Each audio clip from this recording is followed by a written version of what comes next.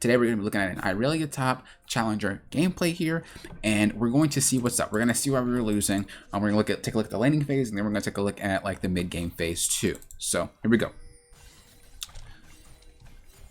All right, we're playing in the Jax, not getting our stacks. We know that he probably started Counter-Strike, so there's not really much Irelia can do to him other than int. So, okay, that's it, Counter-Strike. Pretty. Okay, let's go back. Let's go back real quick. Take a look at that. All right, so the initial trade was fine. Okay, he hopped on, still in the stun. You dash out, beautiful. We go back in, we get the kill. Right here, we have the ability to just run away and live, right? You might be thinking not really, because of the simple fact that we got smacked by that spear. She's going to run at us, but we do. Because what we could do is we can run away, dash to the minion, and potentially just get out scot-free. If you can't get out, well then find a way to outplay, or, you know, run further, wait for your stuns to come up by buying time. But we didn't have to take this fight right here, which then ultimately caused us to die.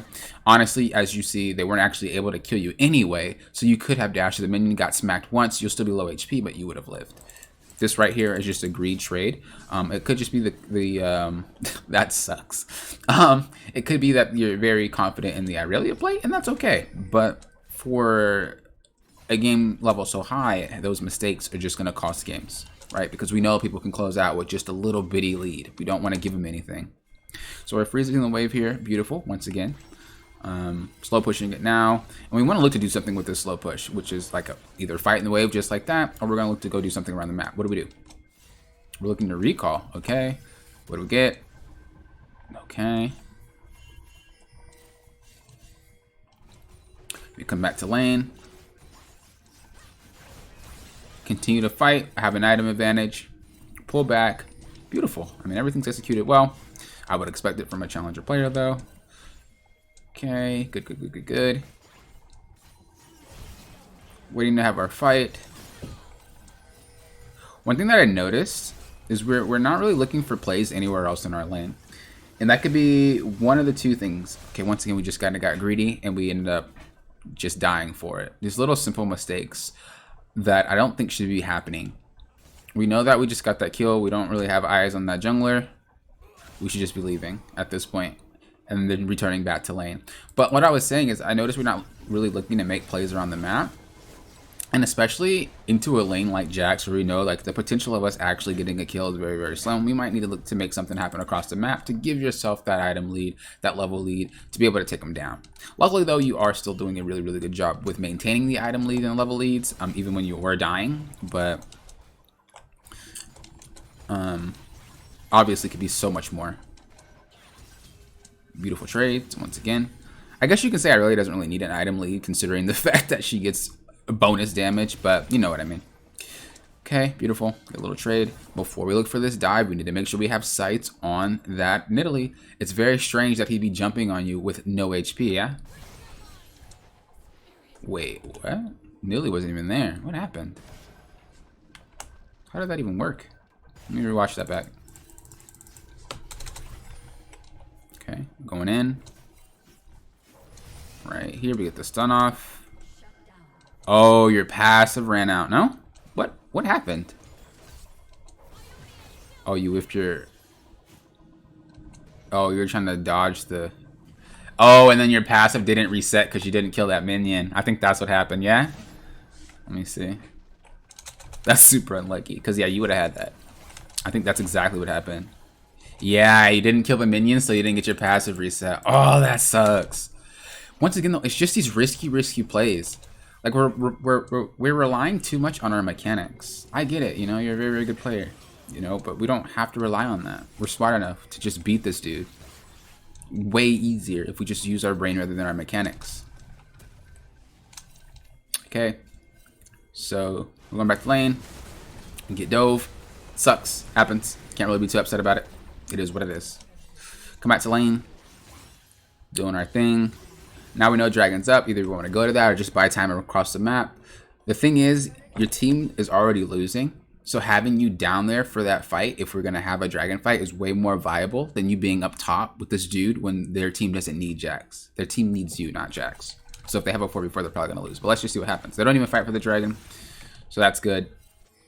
We could have abused the fact that Jax had no TP though. As a challenger player, I would expect you to track that, and we could have went for that dragon play, and we could have had that 5v4. There's no way for Jax to actually help out. Look, we end up rotating anyway, so why didn't we do that rotation earlier to then force that fight on dragon instead of having someone right here? Because now we're just wasting time. Yeah, we could have done this earlier. What now we're allowing Jax to get to this tower and get this free tower when we could have just already had him back there when we went for this play based, and he would never get this tower. They shouldn't have even died for that because there was nothing to die for. I love that you can't, defend your tower, so you take the wave before you back. It's fine. Come back to lane, you kill. Didn't even expect it. Beautiful. You know that Jack's off the map. I was getting ready to say that, but it went so fast. We know that Jack's off the map. We know that he doesn't have TP, but we know that he should be the one responding to you because he just backed here. We think about it, it looks like, and then we just go for it anyway.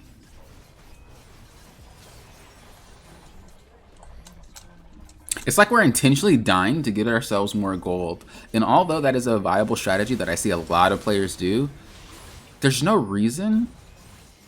Like, the ways, what you're weighing out is you're not getting more than what you're giving. Does that make sense?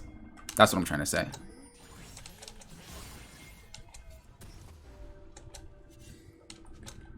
Okay, we're going down bot. Same thing, looking for a play.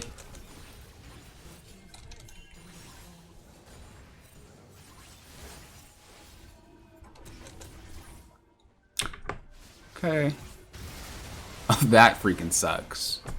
That sucks. Okay, looks like we just surrendered here, yeah? That's exactly what happened. Okay, so for the general purpose of this, I think we need to focus more on using our brain, not actually just dominating people. I know you're a really good mechanical player, and it doesn't look like a lot of players are near your caliber. Obviously, there are players near your caliber, but there's a lot of players in this game that just aren't to your level of mechanics, and I can see that that's what we're using to gain a lead. But remember, using your brain is the best thing. Wait for these engages. Wait for the right moment. We're all human. We're all going to make mistakes. Because you're so mechanically gifted, that means that whenever they do make a mistake, you can capitalize on it. You don't need to force them to make the mistake. Because 9 times out of 10, you're going to make the mistake because you're rushing into a crappy situation.